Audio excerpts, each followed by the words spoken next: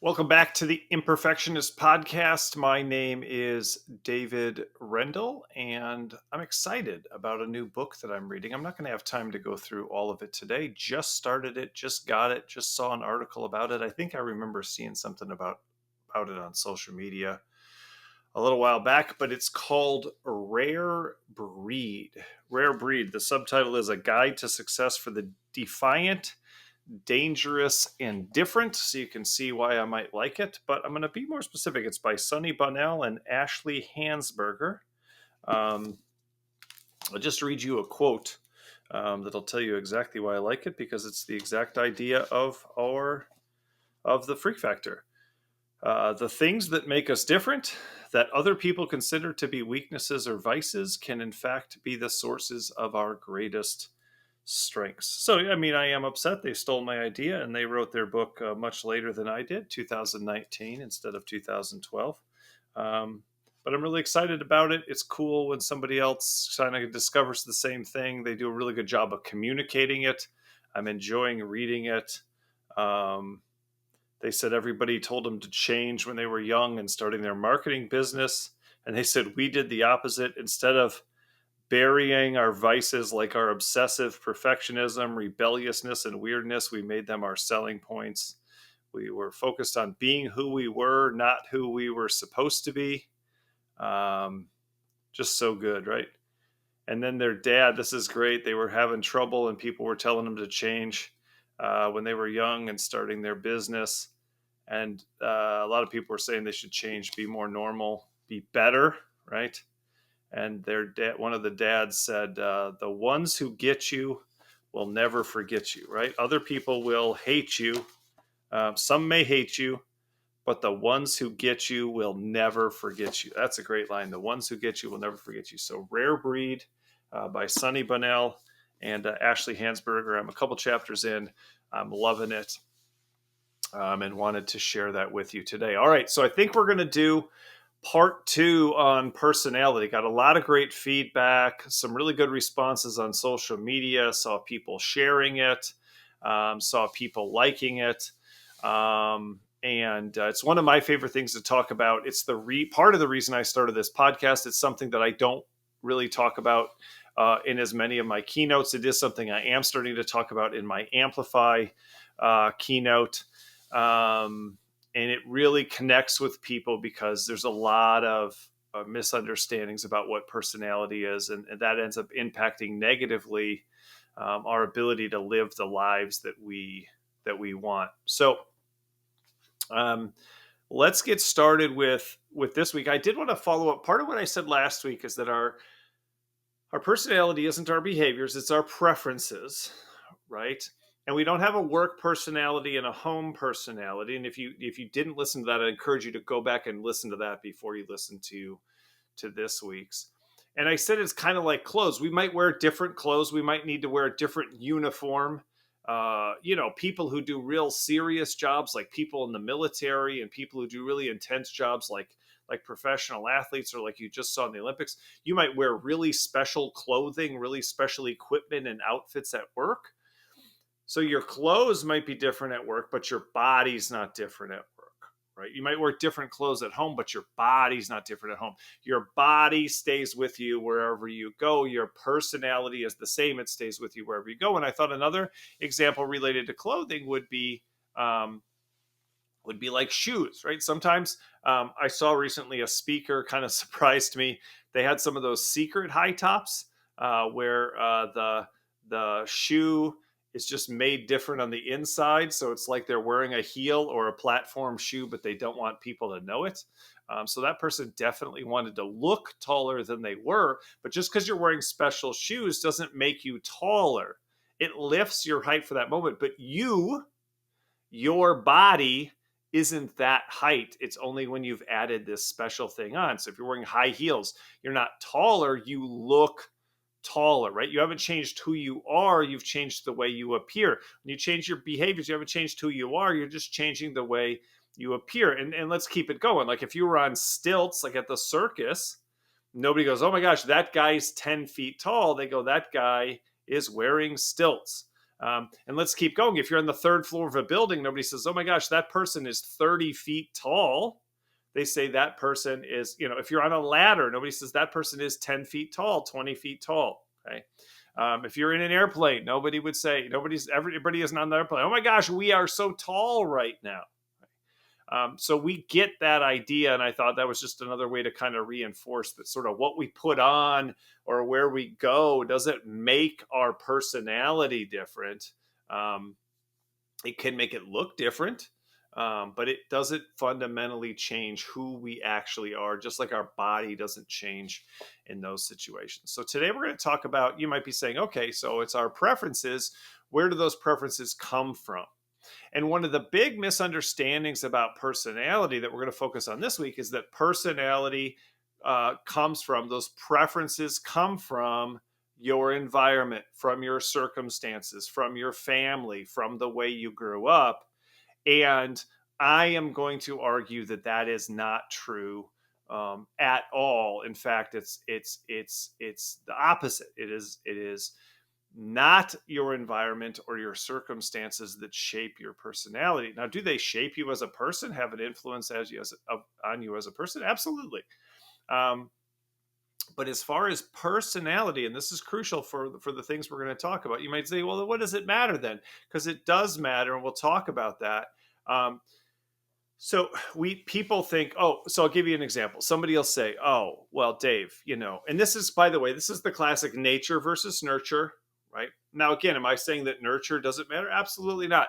Nurture matters for the quality of our lives, but not the structure of our personalities. Right? Nurture matters for the quality of our lives, but not the structure of our personalities. So, did I try to be a good parent to my daughters? Do I continue to try to be a good parent to my daughters? Absolutely. Do I say, well, it doesn't matter how I treat you, you just are who you are? Absolutely not. But it doesn't matter how I treat them as far as the structure of their personality. I'm not changing their personality. And by the way, this is crucial because that's what some people are actually trying to do. Some people, through their nurture, through their teaching, think they can train out of someone their personality. And some parents who think their kids have a bad personality think they're going to fix it or turn their kid around in some way or whatever. And again, can we impact people's behaviors? Absolutely. Do we change their underlying personality and preferences? Absolutely not. So nurture matters. Don't come at me for that. But nurture doesn't matter for your fundamental personality. And that personality is so important to everything else that we're going to talk about. So when we talk about nature versus nurture as it relates to personality, I'm arguing basically 100% nature. Right? That your personality is genetic, you are born with it, and you don't learn it. You don't develop it. It doesn't happen on the way. It's there right away. Now, if you're a parent, you probably have seen this. You just may not have thought about it. You have a kid and they have a personality. You can see it real early. Some babies are real fussy, and you might go, babies are fussy. No, because then you meet somebody and you hate them, and their baby's not fussy at all. Their baby's happy all the time. Their baby's easygoing. Their baby rarely gets upset. Their baby doesn't fight the parent. The baby wants to go to sleep when the parents want it to go to sleep, and your baby never wants to do what you want it to do, and their baby's always happy and your baby's always upset. Why is that?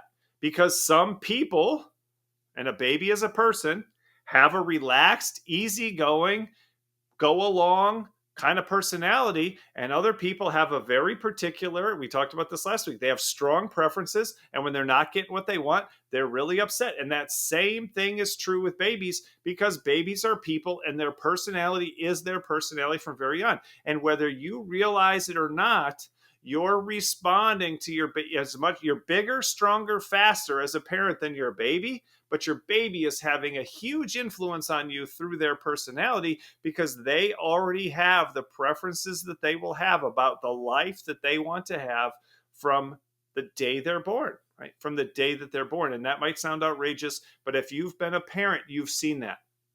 You've seen that, and we'll talk about that along the way. So I'm arguing today that your personality, right?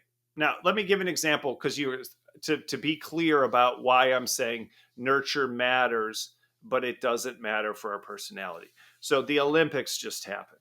Right? The Olympics just happened. And if you compare the Summer Olympics to the Winter Olympics, one of the things you'll see real fast when you look at who wins the medals is that countries that don't really experience snow in the winter and don't really have mountains for things like skiing, even if they do have a winter, and again, those almost always go together, but the countries that don't have uh, winter in the traditional sense, I mean, every country experiences seasons and winter technically, but when you're at the equator, kind of the weather never changes and the experience never changes. So countries that don't really have winter don't have people that go to the Winter Olympics and don't have people who pick up winter sports.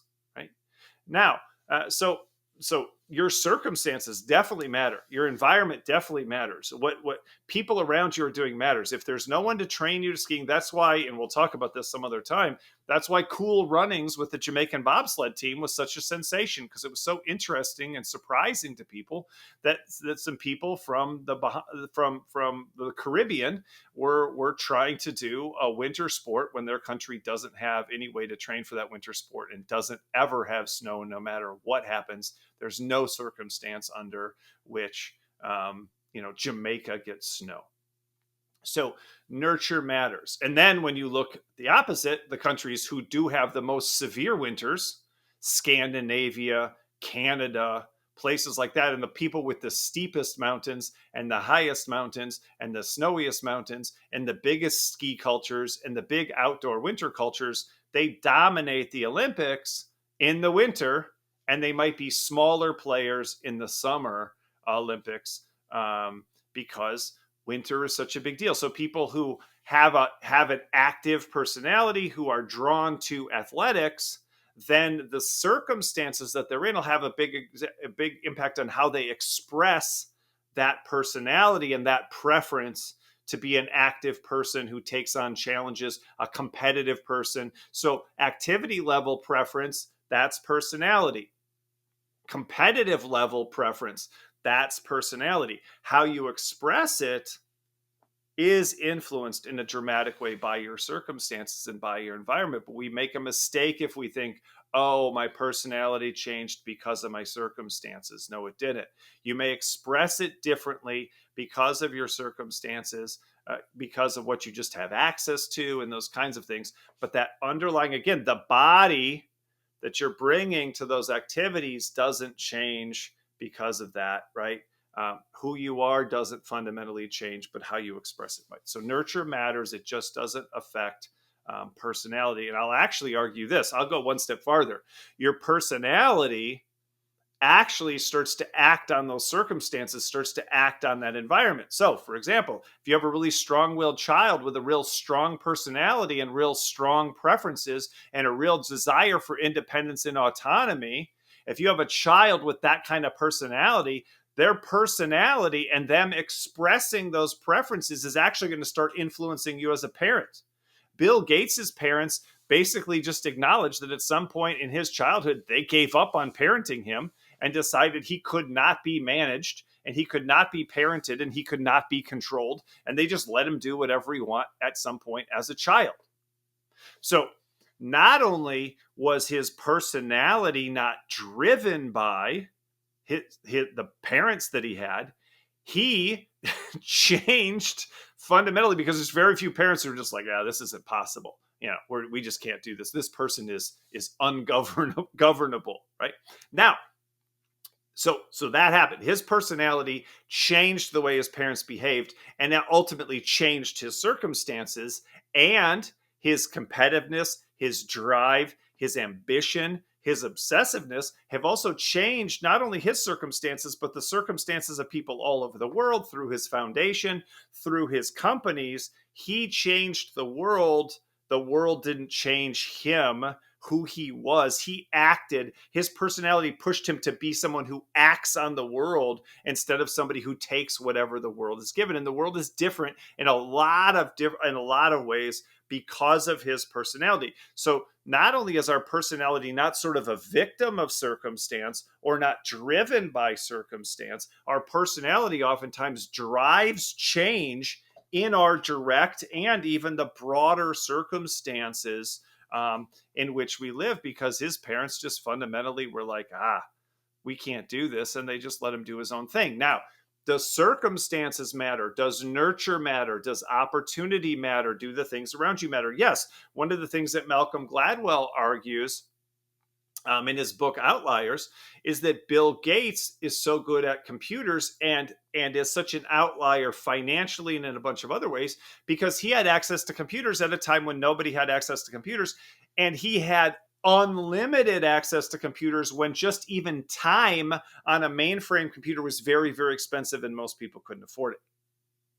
So is the specific way that he expressed his ambition, his intelligence, his competitiveness, his ingenuity, his innovation, his creativity, is the specific way he expressed it influenced by the stuff around him? Absolutely, right?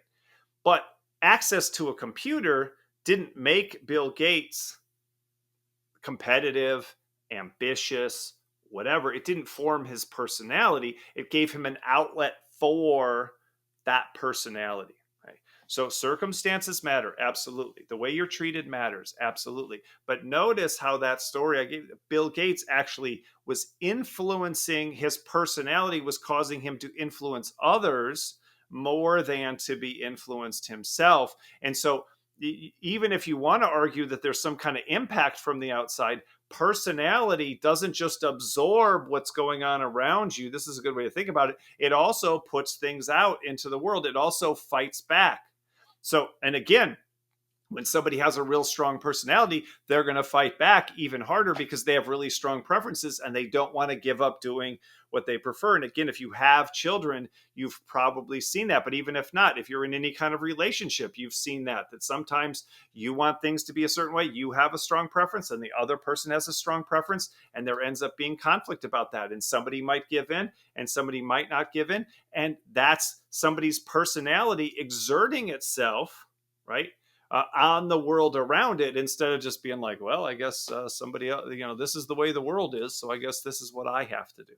So even if you believe that nurture matters, personality is pushing back when external circumstances push. But I think the fundamental personality that we have is primarily formed right away. It's hardwired, it's baked in, it's genetic, it's neurological.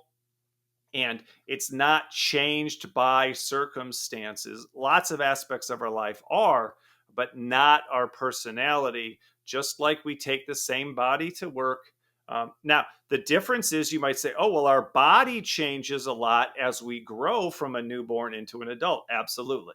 Right? Absolutely. Our body does that. So that's where our body analogy breaks down, right? You take a different body, you take the same body to work as you have at home, but you don't have the same body when you're 20, 30, 40 years old as you did when you were born, right? But you do still have the same personality. So we're not using that analogy anymore when we're talking about this. Your personality is that consistent thing that you carry with you throughout your life.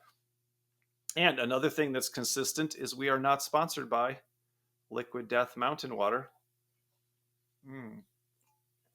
Delicious and refreshing. We're going to end up doing an entire episode on them because I recently listened to a podcast with the founder of Liquid Death Mountain Water, and he basically started the company, speaking of acting on the world around you, because he had a marketing company, and too often his clients wouldn't listen to him because his ideas were too outrageous. So he said, I want to be able to try my outrageous ideas, my ridiculous ideas, my imperfect ideas. That's why we love them so much on the Imperfectionist Podcast. And so then he said, what kind of company could I start and what kind of product could I sell that would give me the opportunity to do all the outrageous things that I want to do that I don't think are that outrageous, but that these companies won't do when I'm advising them? I have to be in total control of the company in order to have the opportunity to do these things. And we've talked on the podcast before about the importance of alignment, and Liquid Death Mountain Water is a great example of that.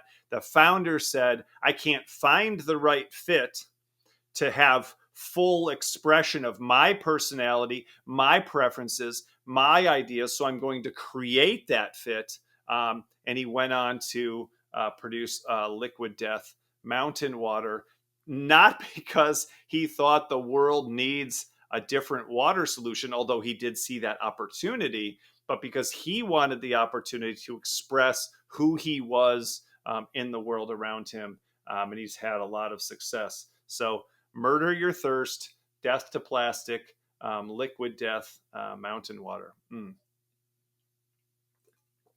At least I remember to grab it this time, because it's cooling down here in the South. I live in North Carolina, but it is not cool yet. All right. So some of you aren't buying it, and I get it. And I always bring examples. And so we are going to talk about that. So I say it's genetic. Your personality is genetic. It's not environmental. It's born. It's not learned. It's nature. It's not nurture.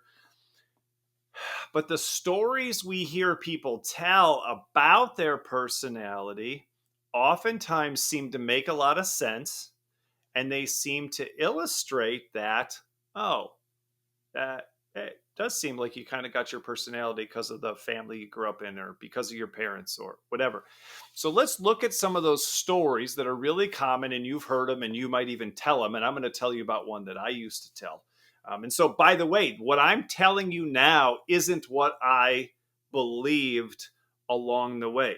I used to believe that my personality was driven in large part by the things that happened around me, and that a lot of my decisions were driven by the things that happened around me. And over time, as I learned more about myself, I realized that wasn't true. And I'm going to give you a very specific way that you can come to that same realization, because you can test some of your beliefs about how you became to be who you are, mostly by taking a look back at your family and the way your siblings behaved or other people in similar circumstances behaved, and see that they didn't respond the same way to the same circumstances, and therefore it wasn't the circumstances that turned them into who they are. It was their underlying personality that caused them to experience things in that way. So what I'm arguing is that, that personality isn't shaped by circumstances. It actually transcends those circumstances.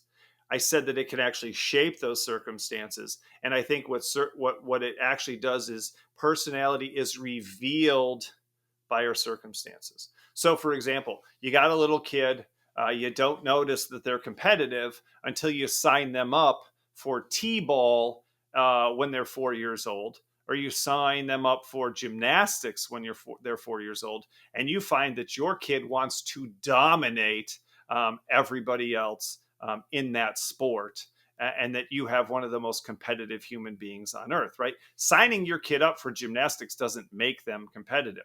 My kids used to do this thing once a year at school called field day, and some kids wanted to win the tug of war and some kids didn't, and some kids cared and some kids didn't.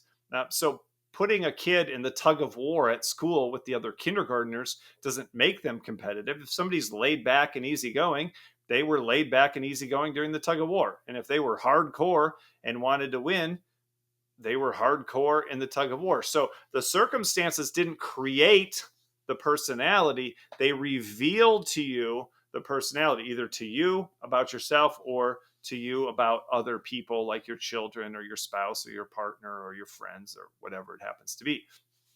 Now, let's talk about why this is so important before I get into telling you why circumstances don't, or hopefully proving to you that circumstances don't shape your personality.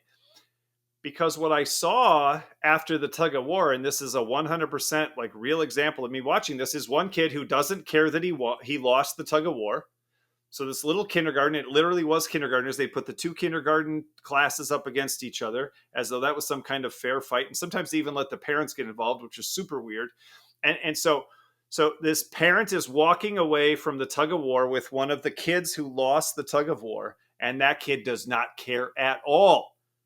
That kid's personality is, I'm not competitive. I'm not trying to win. I didn't even want to be there at all. Maybe I wanted to be reading a book or relaxing or not even being with other people at all. Right?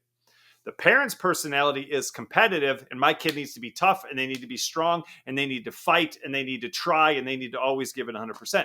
So that parent is furious at their child and literally yelling at them that they need to buck up and be tougher and be stronger, and they need to be more sad that they lost because they need to have that winning drive, and they're worried that their kid isn't competitive enough. Okay, fine. So competition is a good thing. But it's not a good thing, because meanwhile, there's another kid who's furious that they lost and losing their mind because they are a very competitive person, even at 5 years old, and they want another shot at the tug of war, and they're furious that they lost the tug of war, and they want another chance to get out there, and they're ready to fight somebody, and then they're walking back to the car with their laid-back, easygoing, cooperative, non-competitive parent who's doing what? They're not saying, oh, well, Johnny, I'm so glad that you're super competitive and pumped. I don't know the kids' names.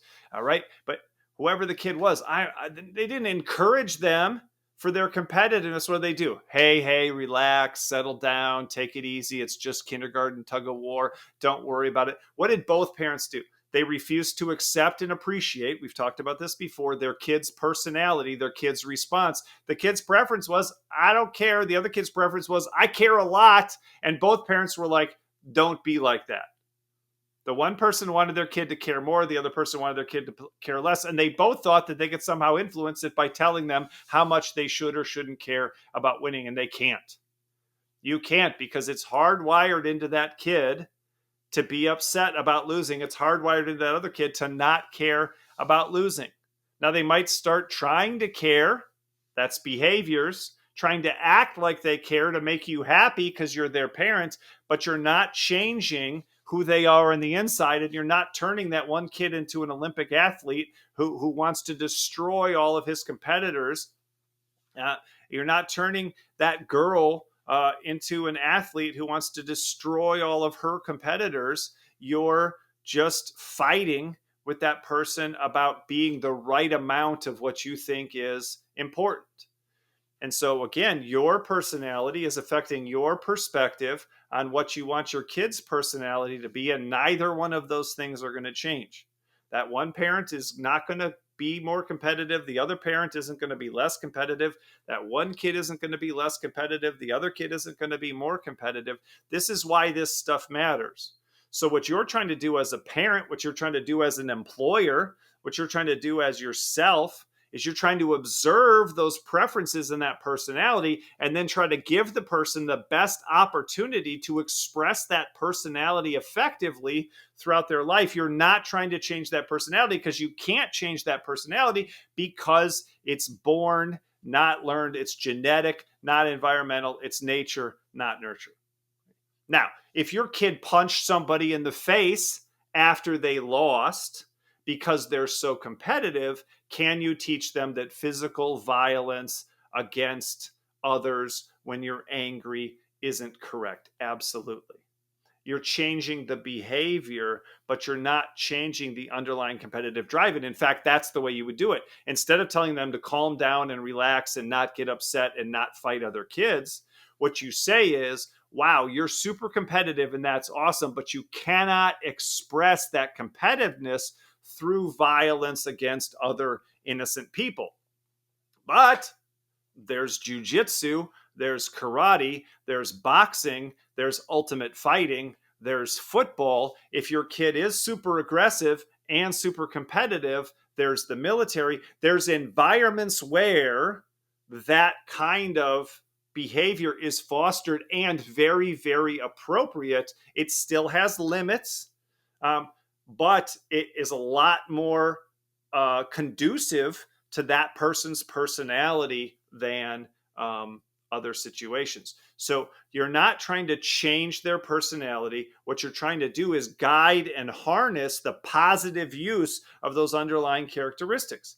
Bill Gates could have used all of his intelligence and computer access to become the world's foremost computer hacker, and a lot of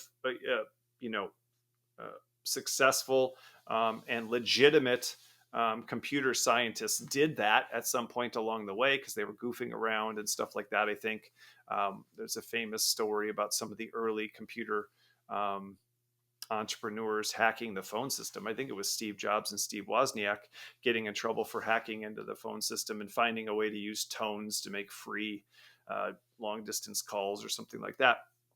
But Bill Gates could have continued on a criminal path that whole time and had a huge negative impact on the world with the same ambition, the same ingenuity, the same obsessiveness, the same drive. His personality is the same. The behaviors are a negative expression of that personality, right? Um, so we're not trying to change the underlying personality. And so telling your kid to care more about winning and losing is telling them to prefer something they don't prefer, and you can't do that.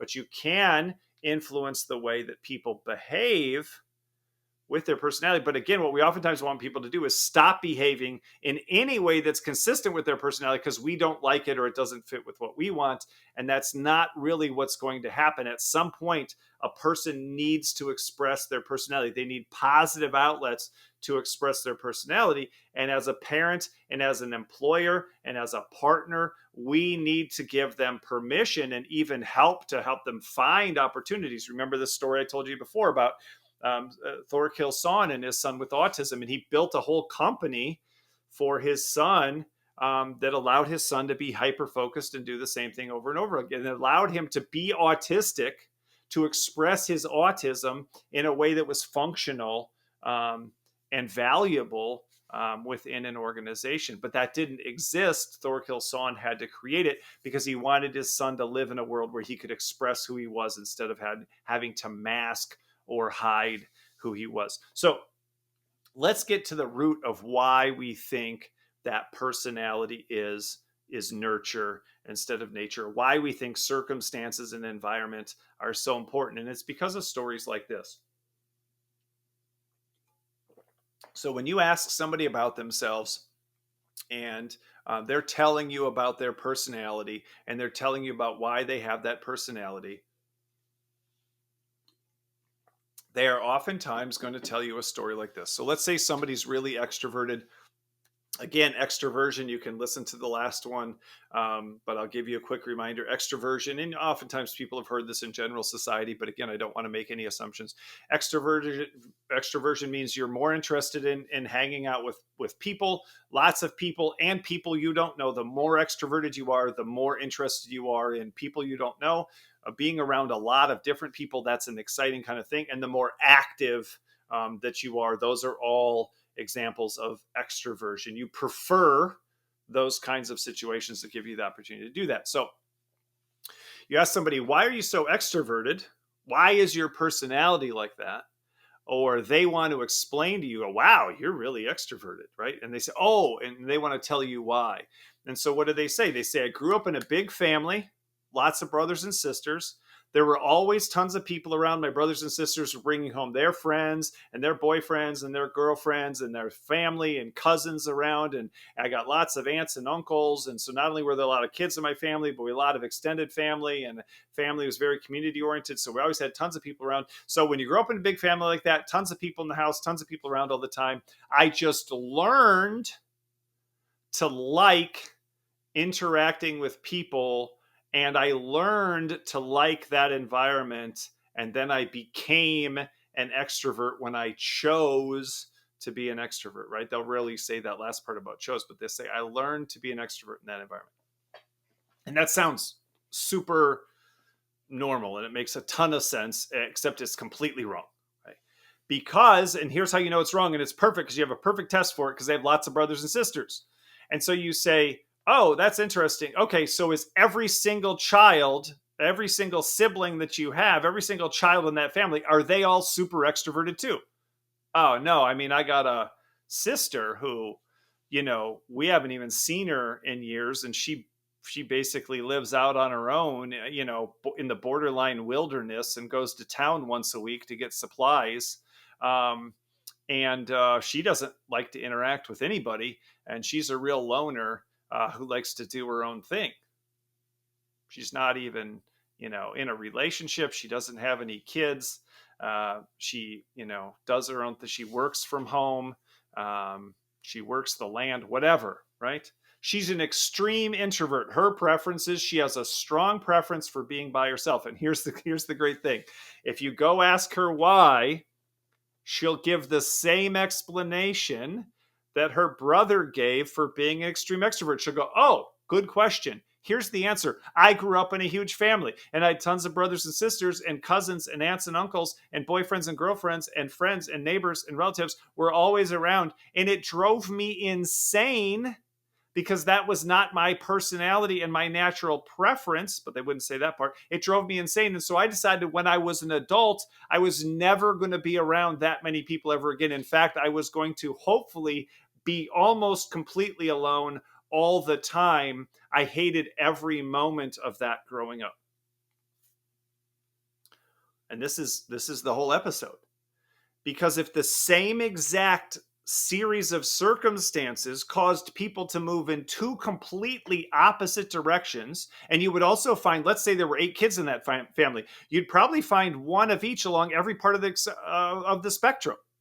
And we haven't talked about that. We'll get to that. Personality is a spectrum from a light preference. We talked about a little bit last week, all the way to a super strong preference.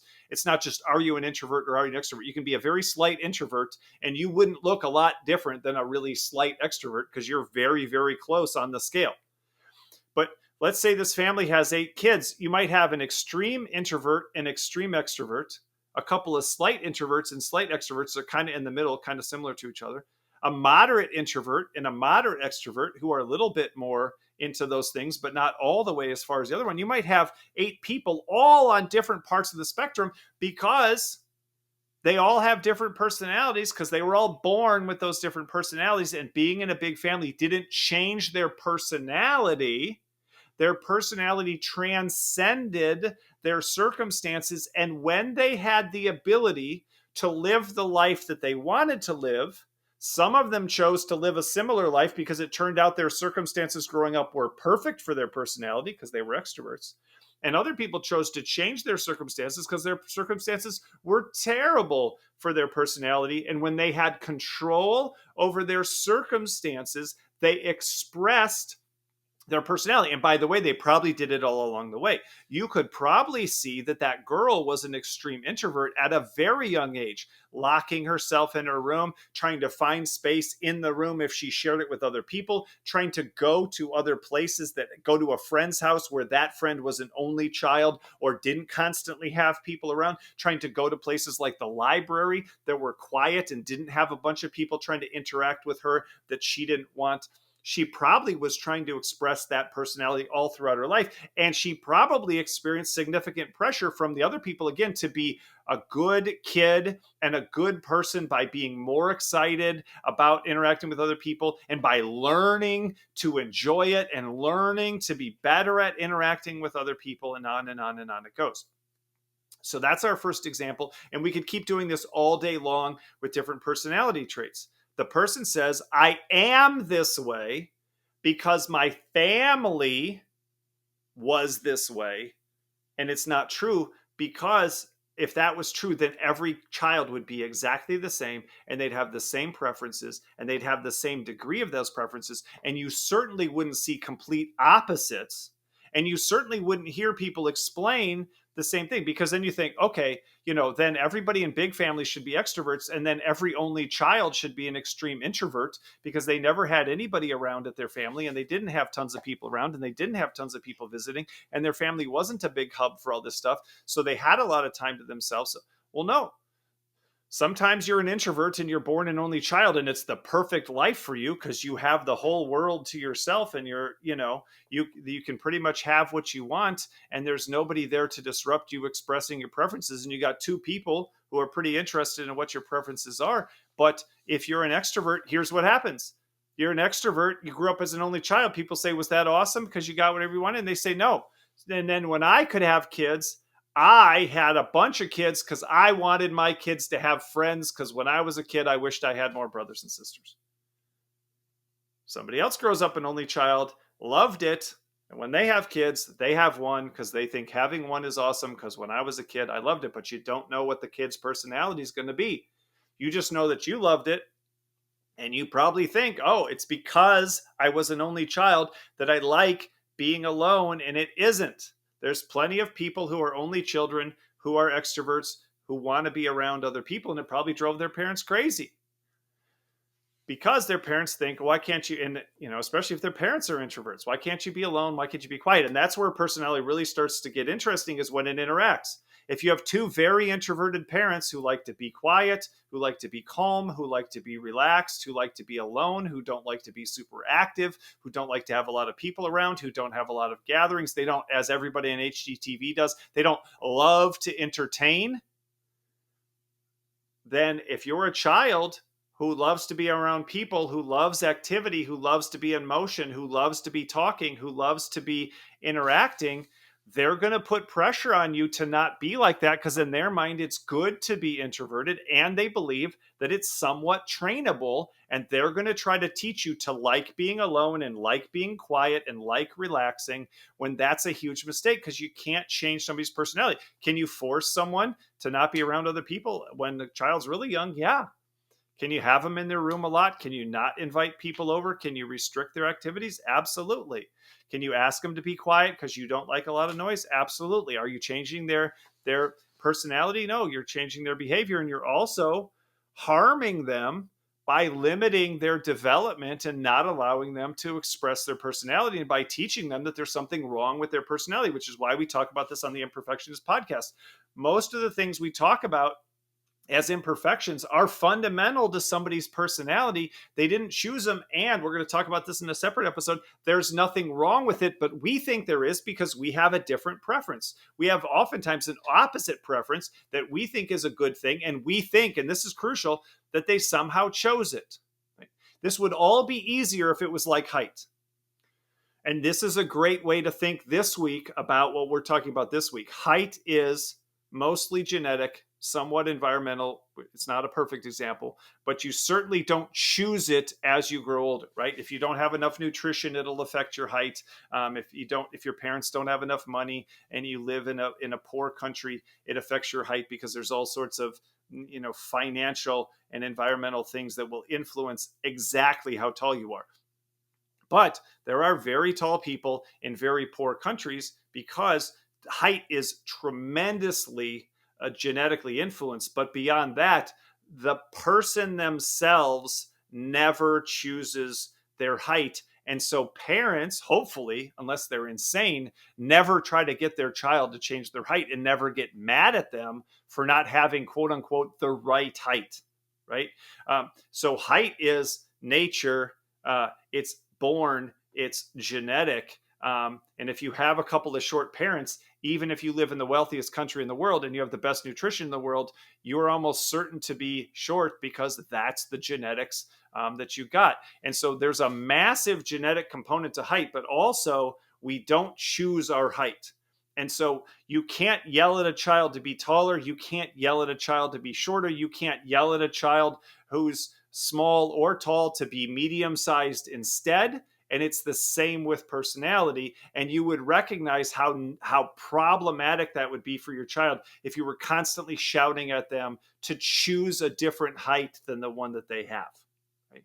And that's another one where you see a tremendous variety in children. I have 3 different daughters, and the oldest one is just bare. So I'm 6'6". As a reminder, if you're a new listener, or whatever, or, I don't talk about it on everything, and I'm invisible to some of you, and I'm on YouTube for others, and you're not, able to measure my height. So I'm 6'6". My wife is 5'3". What I tell people, they wonder, how does that work? You're so tall, she's so small. I tell people that in our relationship, deodorant is more important than breath mints. So she's 5'3". I am 1 foot and 3 inches taller than her. I am 15 inches taller than her. And as you can imagine, our children are not all right in the middle of that or something. They didn't get an exact division of that.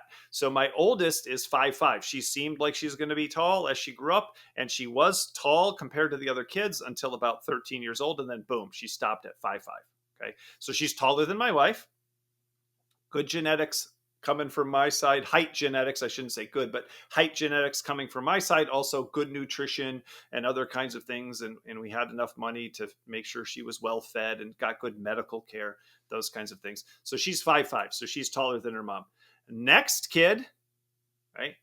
5'10", right? 5'10", maybe 5'11", might end up being 6 feet tall. I grew a little bit in college. My sister grew a little bit in college. My sister is almost 6 feet tall. So middle one, 5'10", youngest one, 5'8"-ish, 5'9". We'll see. Although three different heights, not because they chose it, but because their genetics, even when you factor in nurture, the nurture was all the same. So what's the difference in their height? The difference in their height is their genetics. So we did it with introvert, extrovert. So all of you know, we'll give you another example. All of you know somebody who's cheap. Right? They're a penny pincher, whatever you want to call it. They're stingy. And when you ask them why, they're going to give you a reasonable explanation. Because I grew up in a poor family and we didn't have a lot of money. And I learned that you had to be careful with your money and manage every cent. And I don't ever want to go back to being super poor again. So I always live below my means and I scrimp and I save and I try to be really careful so I don't end up in a financial disaster. And that sounds super reasonable until you talk to one of their brothers or sisters who lives high on the hog, who has a car they can't afford, who's tremendously in debt, who has a home they can't afford and wears clothes they can't afford. And when you ask them why they live their life like that and why they have no regard for being frugal with their money or careful with their money, and they're a massive risk taker with their money, and why they're like that, they'll say, oh, it's easy. I grew up in a poor family and we never had anything. And I swore to myself growing up that when I grew up and I could live the life that I wanted to live, I was never going to live like that again. And so if I'm going to be poor, I might as well go down swinging, and I'm not going to be poor, and I'm going to fight it with everything. I'm not going to live like I'm poor, and I'm going to fight it with everything that I have. So the one person, what really is true is that the one person's like, I kind of prefer to be careful with my money because that's my personality. That would be the real answer. And the other person would say, I kind of don't prefer that, and I kind of like a different kind of lifestyle, and I'm really not comfortable managing my money in those kind of ways. I don't really want to live my life that way, and so I'm not going to, because that's my personality. And it's a strong enough preference that I don't even have really almost the ability to fight the preference. It's such a strong preference. It's almost a need instead of a want for me to have that kind of lifestyle. And so I just can't imagine living a life any different than that, right? So again, two exact opposite responses to the exact same situation. So we're getting a little late in the podcast here. And so I want to tell this story about how I came to believe this when I used to believe something really different. So part of my origin story used to be that, people would say, Dave, why did you work 7 jobs to get through college? Why did you have a paper route when you were 11 years old? Why did you work at Kmart at night after going to basketball practice in the morning and going to school all day? Why did you practice so hard your sport? Why was it so important to go to college, get a scholarship? Why did you work 7 jobs in college? When you graduated from college, why were you always working a second job to make more money? Why did you get a master's degree while working full time? Why did you get a doctorate while working full time? Why did you teach part time while teaching full time? Why did you start a business while teaching part time and working full time? And the answer I always gave and that I thought was true is because I grew up poor, okay? And we were already poor. And then when I was 12, my dad lost his job and we got even poorer. And I decided I was never going to have one employer be in control of my financial future. And I was never going to be a person who couldn't just immediately find some other kind of way. Not only was I going to have multiple streams of income, but but I didn't want to ever be unemployable or have no way for me. So I wanted to have options. I wanted to be marketable. I wanted to, right? And I wanted to have more control of that than my dad did. I didn't want that same thing to happen to me and to my family. Made perfect sense to me, and it's probably making a lot of sense to you. And some of you might have a similar story, and you might have told yourself the same story. But I have a brother. I have a younger brother. I also have an older brother. And I have a younger brother who does not seem to be affected by that at all. In fact, he was unemployed at one point, and we are very similar in a lot of ways and very, very different in a lot of other ways. He did not go to college. He has always worked kind of blue collar jobs. The companies that he's worked for have the kind of up and down, boom and bust kind of cycles where you get laid off for a while, then you get brought back and there's tons of overtime, and then you get laid off and then you get brought back and there's tons of overtime, and they're not good at managing their supply and demand and stuff like that. And so he's had times where he's been on unemployment for a significant amount of time. He hasn't ever decided to go back to school. He hasn't ever tried to get into other industries. And when I asked him about it one time, assuming that he was really frustrated and whatever about that, he was kind of like, what he learned, what he basically explained was, he said, unemployment's not that bad. It wasn't a tragedy. It wasn't the end of the world. It wasn't a death sentence. What he learned from watching my dad get laid off is they don't come to your house and murder you when you lose your job. Your life doesn't end. You don't necessarily become homeless, and we didn't. And you might have to dial things back a little bit, but you also get a bunch of time off. My brother's just got a little bit more of a chill personality, a little more of a laid back personality, a little more of a take it as it comes personality, a little more of it's going to be fine one way or the other kind of personality. So I'm looking at somebody who's only a couple of years different from me. We were born 2.5 years apart, 3 years apart. We grew up through the same thing. We both watched the same thing happen. We both grew up in the same circumstances. And my belief was that I went, oh, whew, and I took off in this ambitious direction because of that. And he didn't. But I never thought about what he did. I just thought, oh, it shaped me. But then I realized that it didn't have the same impact on him. So did it shape either one of us? And my argument would be that it didn't. What it did was it revealed my personality. It didn't create my personality. What it did was, if I would have been born in a wealthier family, I would have expressed my ambition, my drive, my goal setting, challenge, desiring kind of personality in some other way, because I would have had college paid for. So, but maybe I would have tried to get into Princeton then, instead of trying to just make it to college, or I would have tried to become whatever. I would have just, maybe I would have been able to be more successful in some of the things that I tried, but I still would have been a striving, ambitious, goal-oriented, achievement-oriented person. My strengths finder results, which you've heard me talk about in the past, one of them is achiever. I'm an achiever, right? But I am an achiever. I didn't become an achiever because my dad lost his job when I was 12 years old and I grew up in a trailer park, right? Because if those circumstances turned you into an achiever, then my brother would have followed a very similar path. And he's in fact followed almost the completely opposite path. Now, I'm not disparaging my brother, and that's to be real clear. These are two different personalities. I'm doing what I prefer and he's doing what he prefers. He's got a good life in a completely different way than I have a good life. He's happy in a completely different way than I'm happy in my life, because we both have very, very different goals. He's a tremendously hard worker. He's a tremendously responsible person. He's tremendously skilled in the work that he does. He did work at Kmart just like I did when we were younger, because we both needed the money. He just worked there for much longer, but he went into work every day. He's reliable. He's on time. He does a good job. And he's oftentimes better than a lot of the people around him, and is respected for the work that he does. But he didn't do all the education I did. He didn't do the entrepreneurship that I did. He doesn't have the same personality that I have. And so he lives his life in a very different way than I live my life. And that's when I realized that I was wrong about my origin story. I am not who I am because my dad lost his job when I was 12. I am who I am because it was my personality. And those circumstances influenced the way I expressed my personality, but they didn't create that personality.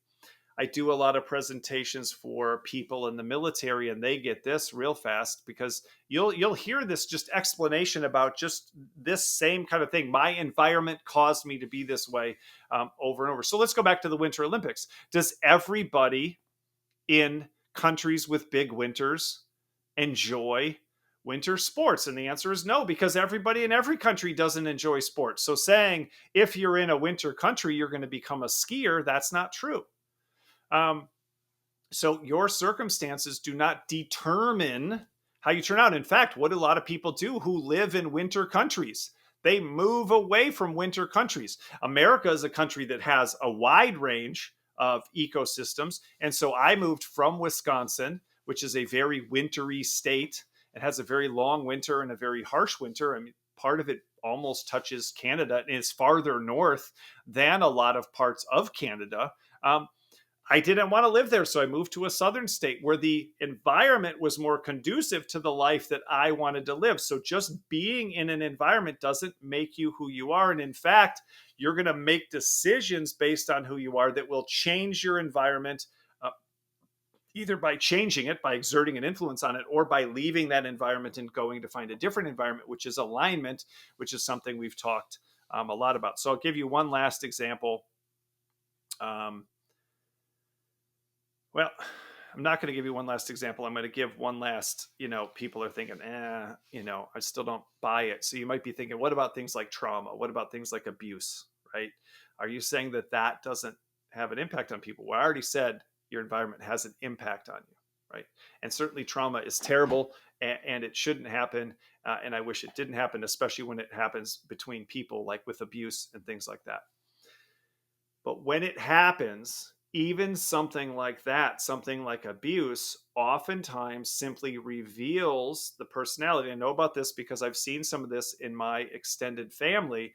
And there are two people specifically who experienced the same abuse. I don't want to get into the details of that on this podcast because I don't want to talk about those people's lives in this podcast, but they both were victims of the same abuse. And the one person withdrew from the abuse, and the one person lashed out at the abuse and the abuser. Does that make sense?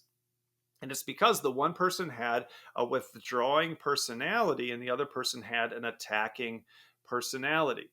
Because again, if the trauma created the person and the personality, then both of the people experiencing the same thing would have acted in the same way. So trauma is destructive, it's negative, it's problematic, and it can oftentimes keep us from having a safe and positive environment for us to express our personalities. But even negative events, and again, when it's depersonalized trauma, like losing a family member, or trauma like being in a huge accident, you'll see that some people will be in a terrible accident and they'll lose the ability to use their legs or something like that. And one person will fight back and never give up, and maybe find a way to end up walking again and keep going to different surgeons and keep going to different physical therapists and keep looking for technological breakthroughs. Or they'll become a Paralympic athlete and they'll get back to the life that they wanted by being active in a new way and by mastering their wheelchair and by mastering this new life and by taking this on as a new challenge.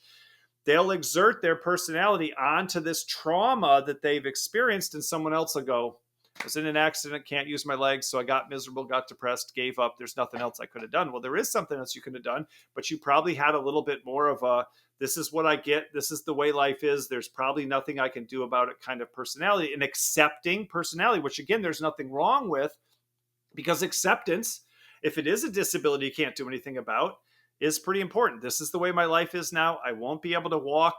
I'm going to have to accept that. My life won't be as good in the same ways as it used to be, right? So people are going to respond to that same trauma in two very different ways, depending on the underlying personality that they had before the trauma, right? Before the trauma. So the message today, we talked about it last week. Your personality is not your behaviors. You don't have work personality and home personality. Your personality isn't different in different situations. Your personality is the same regardless of the situation. So it's not the behaviors. And then where does your personality come from? That's what we talked about this week. It's born, it's not learned, it's genetic, it's not environmental, it's nature, it's not nurture. And the way we know that is because people who grow up in the same exact circumstances not only end up different, they end up completely opposite oftentimes because their personality transcends their circumstances. It isn't shaped by them.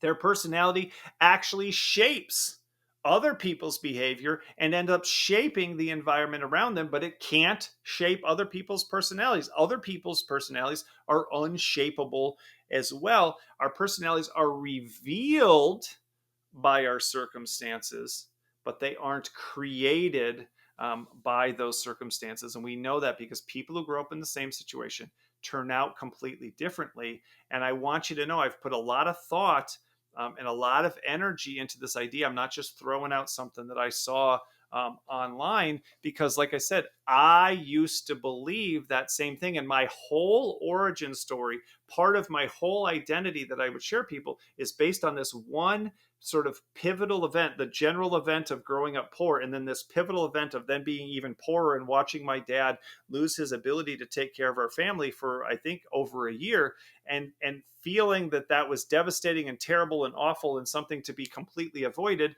And meanwhile, my brother learned it's survivable. It's fine. It's not great, but you can move on and you can live your life in those circumstances because we had different personalities, right? We had different personalities. So this is part 2 of what's probably going to be a 3, 4, 5 part process. I got a lot of other things that I want to talk about. One thing that we didn't really get to today that we'll talk about is that personality is relatively stable over time. Your personality doesn't really change because your genetics don't change. Your nature doesn't change. Fundamentally, who you are doesn't change. Sure, the way you express it might change. We've talked about that. The way you behave might change, but your fundamental personality doesn't change. It's fairly stable over time, partially because of what we're talking about this week, but we'll get into more. And when you're thinking, I think I know, my mom's personality changed, when she got divorced. My dad's personality changed when he retired. My mom's personality changed when they went to be empty nesters. We'll talk about that because that's what we think. Just like we think childhood, family kind of stuff shaped our personalities. And I'll explain to you why that's not true in the next episode of The Imperfectionist. So thank you for joining me this week. Shout out to Dan Ford, who's on the other side of the camera here, doing all the editing. He's going to be managing all the social media from now on as well. He's fantastic. He is a videographer and a producer and an executive for Road Trip Nation, which does some amazing work on helping people to find their own road in life. And he is my brother-in-law, and he makes pretty much all of this happen. And that's one of the main points of the Freak Factor and this podcast, is that we need to partner with people who are strong where I'm weak. My personality isn't going to change, and there's nothing wrong with it. We'll talk about that. There's nothing wrong, right or wrong about anybody's personality, but my personality is imperfect. It isn't everything. It's not all the personalities, and I can't prefer to do everything, and I can't be good at everything, and I can't have the right personality for every activity. So Dan's personality is perfect for editing, for detail. He's methodical. He's conscientious. He makes a lot of this better because he cares about and prefers to manage some of the details that I do not care about and don't prefer to manage and don't even really have, the knowledge and experience, but also, this is crucial, the inclination. I could go learn those things, but I don't want to. And Dan genuinely wants to be good at those things, and he is very good at those things. So shout out to Dan Ford on the other side. So thank you for joining us for this episode of The Imperfectionist. As always, I am David Rendall, and I can't wait to see you next time.